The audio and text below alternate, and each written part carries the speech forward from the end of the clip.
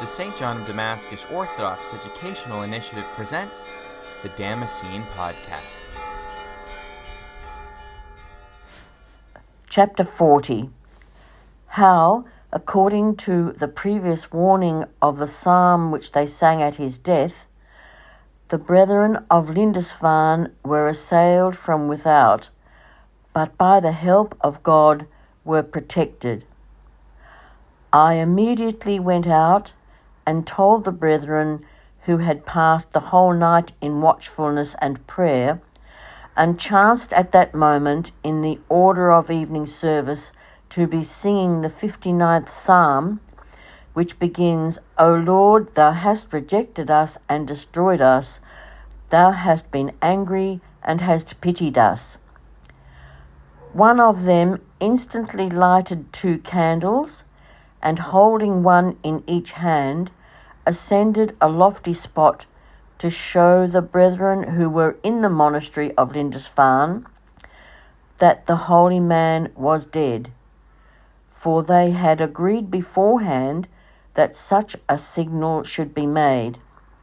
The brother, who had waited an hour on an opposite height of the island of Lindisfarne, ran with speed to the monastery, where the brethren were assembled to perform the usual ceremonies of the evening service, and happened to be singing the above-named psalm when the messenger entered. This was a divine dispensation, as the event showed. For when the man of God was buried, the church was assailed by such a blast of temptation that several of the brethren left the place rather than be involved in such dangers. At the end of a year, Egbert was ordained bishop. He was a man of great virtues, learned in the Holy Scripture, and in particular given to works of charity.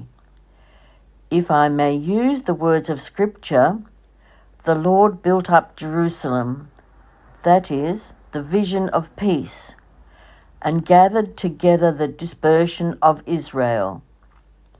He healed those who were contrite in heart and bound up their bruises, so that it was then given openly to understand the meaning of the hymn which was then for the first time sung, when the death of the sainted man was known, namely, that after his death his countrymen should be exposed to be repulsed and destroyed, but after a demonstration of his threatening anger, should again be protected by the divine mercy. He who considers the sequel also of the above-named psalm will perceive that the event corresponded to its meaning.